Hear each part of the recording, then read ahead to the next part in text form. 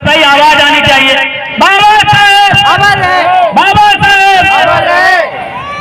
तो मैं कहना चाह रहा हूँ, आप लोग कहते हैं बाबा तेरा मिशन अधूरा, हम सब मिलकर करेंगे पूरा। भाई कौन सा मिशन को तुम पूरा कर रहे हो?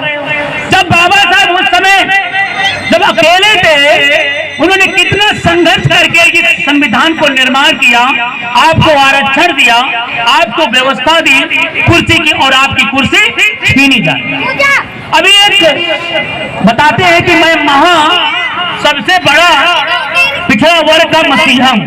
वो कह रहे हैं, ये मेरे प्यारे भाइयों बहनों, मैं आरक्षण का बहुत विरोधी। वो वीडियो मेरे पास है, अगर सुनना चाहो तो मैं सुना दूंगा। वो आरक्षण के विरोधी हैं। क्या क्या आरक्षण को खत्म करना चाहते हैं, संविधान को खत्म कर रहे हैं, और आप लोग कह रहे हो कि बाबा तोड़ा मिशन अधूरा, हम सब मिलकर करेंगे। कौन भैया? जब संविधान खत्म हो जाएगा, गले में हंडी और पाछे झाड़ू आ जाएगा, तब आप जान पाओगे तुम्हारा संविधान खत्म हो गया। तो मैं कहना चाह रहा हूं, चुनाव आ रहा है, अभी रंगे सियार फिर बीच में आ जाएंगे और अपने आप को अम्बेडकर अनुयायी, बुद्ध के अनुयायी, संत शिरोमणि के अनुयायी बताएंगे। और जब आपकी बहन और बेटियों के साथ गलत होगा, तो यही बेईमान जो रंगे सियार होंगे, जो समय दिखाई नहीं देते हैं, वही चुप्पे से जाएंगे खरीदे हुए, वो चुप्पे मिर्गी कस बैठे रहेंगे, और आपका संविधान, आपकी बहन बेटियों की इज्जत लुटती रहेगी, पिटती रहेगी। तो ऐसे लोगों से भी हमें होशियार रहने की जरूरत है। और मैं तो ये पूछना चाहता हूँ बाबा साहेब अम्बेडकर के अनुयायी, जब वो वोट मांगने आए तो उनसे पूछिए कि तुम बाबा साहेब के अम्बेडकर के संविधान के आरक्षण से जीत करके गए हो, तो जब आपका संविधान समाप्त किया जा रहा है तो आप कभी सदन में बोले हो? जब गरीब की खगाई की बिटिया की इज्जत लूटी जाती है तो आप बोलते हो, और जब नहीं बोलते हो तो तुम आज कौन सा मुंह लेकर के हमारे बीच आए हो? ये बहनों, भाइयों, माताओं जरूर पूछिएगा, अन्यथा अभी चुनाव आ जाएगा और कहेगा भैया हम तो चमार हैं, कोई कहीं हम पासी हैं, और कोई कहीं हम धोबी हैं, कोई कहीं हमारे डॉक्टर साहब रिश्तेदार हैं।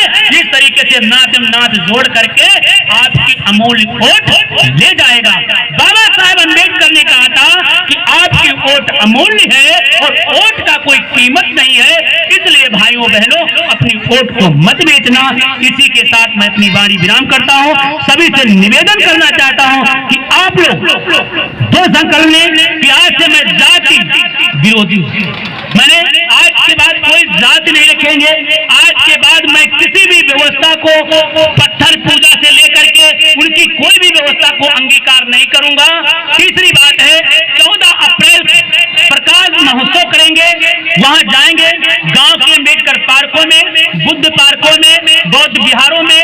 अगर वहां नहीं जा पा रहे हो, सहयोग करिए और अपनी गांव के जो अपने गांव में है बुद्ध विहार, उसमें जाकर के इतना प्रकाश फैला दो, उजेला हो जाए, प्रकाश हो जाए। यही काम करना शुरू कर दो तो बड़ा कारवां हो जाएगा।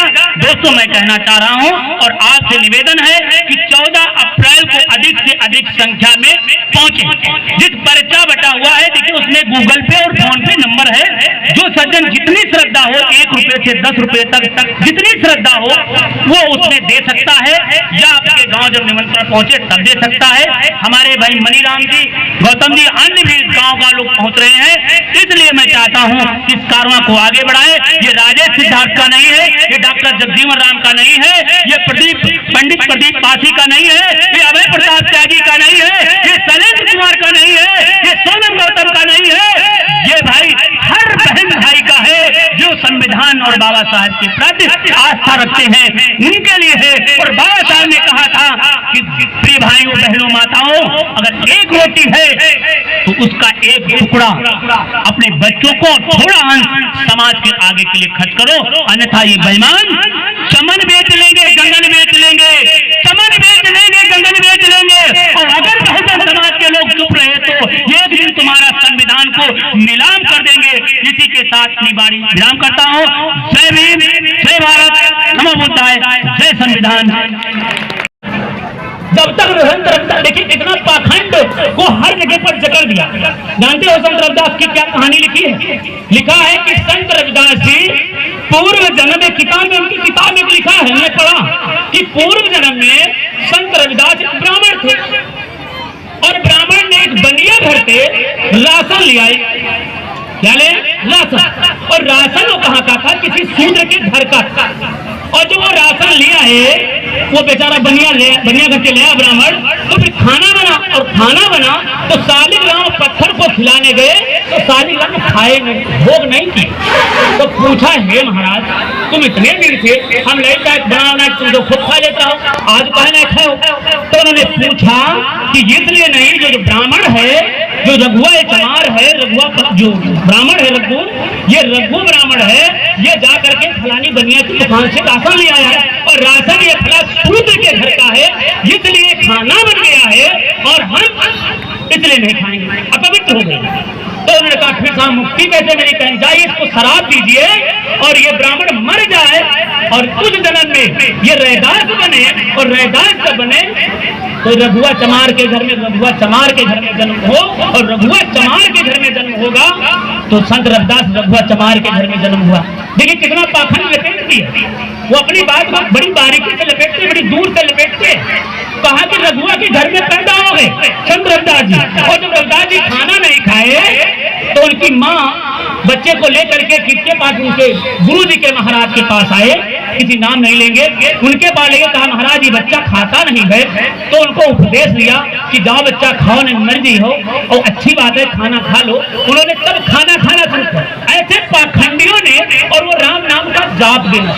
देखिए वाह, संत रविदास ने उस समय जाप जोड़ने का काम किया, उस समय पाखंड को उन्होंने दूर किया। और फिर क्या कहा? ये मनु आदि फिर आत्मा नहीं धरी, तो कहा मन चंगा तो कठौतिन गंगा। अरे भाई मूर्खो, अरे भाई कठौतिन गंगा हो सकते है, अरे कमंडलम गंगा कह सकते हो, और वैसे वो तो बड़े पवित्र आदमी है, वो चुटिया से जब गंगा जी निकाल सकते तो कठौती तो बड़ी चीज हुई, तमाम चीज निकाल सकते हो।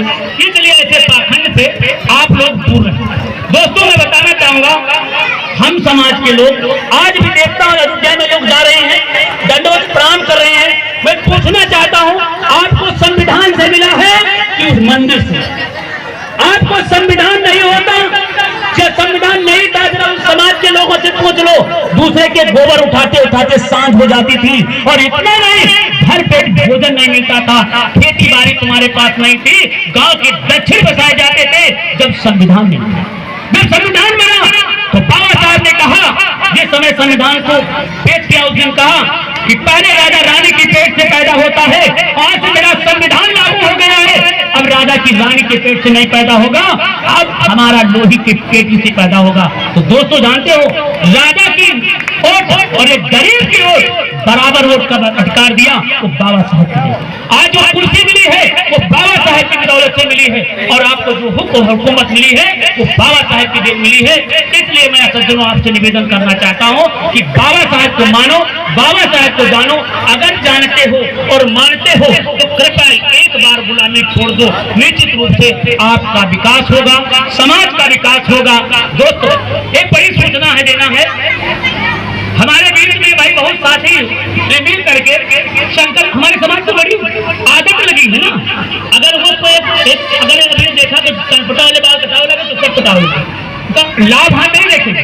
तो हमारे समाज में देखा अभी कोरोना काल में सबके दरवाजे बंद हो गए थे, उस समय डॉक्टर ही भगवान था। उसी समय केवल डॉक्टर के अलावा कोरोना काल में हमें भगवान दिखाई नहीं पड़े। भगवान सबसे पहले अपना दरवाजा बंद कर लिया। उस समय मेडिकल कॉलेज दिखाई दे रहे थे, गैस नहीं मिल पा रही थी, ऑक्सीजन नहीं मिल पा रही थी, और ये दिक्कतें थी कि पेट्रोल पंप भी बंद होने के कगार पे आ गए थे, और रेल रोड तो सब बिक गया, रेल बिक गया, तेल बिक गया, और वे गया अड्डा। मैं गाना नहीं गाऊंगा क्योंकि सभी दल के हो सकते हैं, मगर मैं दिल का हूँ इसलिए मैं बता रहा हूँ। तो दोस्तों मैं कहना चाह रहा हूँ आप लोगों को ध्यान देना चाहिए। जब वो ताली और थाली बजाने का आनंद आया तो देखिए, अपने दीपावली हो या कोई भी पर्व हो तो वह अधिक से अधिक दीप जलाने का षड्यंत्र रच करके जलवा दिया। अभी आपने देखा घर घर अपना रंग को फैला दिया, मगर बाबा साहेब के अनुयायी एक भी नीला झंडा नहीं लगा सकते हैं। अरे दल का नहीं, दिल का लगाओ, वो नीला है। बाबा साहब अम्बेडकर का झंडा लगा दो, जो संविधान का झंडा लगा दो, तिरंगा लगा दो। अगर किसी ने नहीं लगाया, हमने देखा हर जगह पर भगवा लग गया। इसलिए हमने संकल्प लिया है कि हमारे पुरुष बाबा साहब अम्बेडकर के अधिकार दिया है, कुर्सी दिया है, जज बनाया है, डीएम बनाया है, कलेक्टर बनाया है। इसलिए इन समाज के लोगों से मैं कहना चाह रहा हूं कि सभी लोग थोड़ा थोड़ा सहयोग करें और इतना सहयोग कर दें कि गोमती नगर लखनऊ में इस बार 25 लाख दीप जलाने का हम लोगों ने संकल्प लिया हो। अगर थोड़ा थोड़ा आपने संकल्प कर दिया, थोड़ा थोड़ा सहयोग कर दिया, तो 25 लाख नहीं कई लाख दीप जल जाए। और मनुवादियों को बता देंगे कि बाबा साहब के मानने वाले लोग तुमसे कम नहीं है और हर घर में तिरंगा फहरा दे। मैं कहना चाहता हूं भाई, हमने कहा बेईमानी संचालक महोदय खड़े हो गए तो मैं डरने लगा। मैं कहना चाह रहा हूँ, ज्यादा समय नहीं लूंगा क्योंकि हमारे वक्ता के नहीं पता नहीं कहाँ से रामायण पढ़ के आ गया है। रामायण में बिल्कुल बात सही बता रहा हूँ। मैं बताना चाहूंगा कि मनुवादियों को बता देंगे बिल्कुल से कम में नहीं हो, क्योंकि हमारे 85% लोग और मैं समाज के लोगों से निवेदन करना चाहता हूँ। पहले तो निवेदन यह है कि आप लोग वहां पर पहुंचे और 5-5 दीप अपने हाथ जला दें। और अगर नहीं पहुंच सकते हैं तो 5-5 दीपों का सहयोग कर दें। और ये भी नहीं कर पा रहे हैं तो भैया थोड़ा सा तेल 5 दीप भर का दे दो। अगर इतनी श्रद्धा ना हो तो ये 5 दीपों भर का उसकी बाकी भर का पैसा दे दो। मैं इसलिए चाहता हूं कि अगर बाबा साहब की बदौलत से आपके बच्चे पढ़े हैं हो, छत्रपति साहू जी को मानते हो, तो कृपया आप जात तोड़ दीजिए। मैंने जब जाना इस व्यवस्था को, मैंने जाना नहीं जान पाया। जब कक्षा में 6 में पढ़ता था कसबंडा में, तो एक हमारे यहाँ माता जी मेरे जीवन की घटना, मैंने मेरा नाम राजेश कुमार था, तो उस समय मैं पढ़ रहा था। जब पढ़ाई करने गया तो एक कौशल्या नाम की बेचारी वाल्मीकि समाज की सेवा कर रही थी। तो देखा बाथम जी धोबी बिरादरी के बेचारे, उनके कोई पाँव नहीं छुए, सबके पाँव छुए, वो उनसे नमस्ते कर ले चले जाए। तो मैंने कसमंडा में अयोध्या पार्वती विद्या मंदिर में मैंने केवल बाथम जी के पाँव छुआ, सबसे नमस्ते करके चलाया। वहां का प्रबंधक मनुवादी व्यवस्था का कहा तुम्हारा नाम काट देंगे, तुमने गुरुओं का अपमान किया। हमने कहा गुरुजी इसलिए किया क्योंकि सभी लोगों ने पाँव छुआ, इन बाथम जी को धोबी का पाँव नहीं छुआ, तो हम सोचे कि इनकी पलड़ा बिल्कुल खाली हो जाए, इसलिए मैंने पाँव छू करके थोड़ा तो फटाक बड़ा कर दिया। तो कहा तुम्हारा नाम काट देंगे। तो हमने कहा भाई नाम काट दीजिए, मगर उस समय मैं बाथम जी को धन्यवाद देना चाहूंगा। उन्होंने कहा कि इन्होंने सही किया, अगर ये लड़के का नाम कटेगा तो मैं त्याग पत्र दे दूंगा, मैं नौकरी नहीं करूंगा। जब मैं पढ़ लिख करके आगे बढ़ा तो मैं सिद्धार्थ हो गया। फिर मैंने सोचा कि यार तमाम जगह मैं गया, टहला टूला तमाम जगह पर, हम सोचे अब हम पंडित जी हो गए होंगे, पढ़ लिख गए होंगे।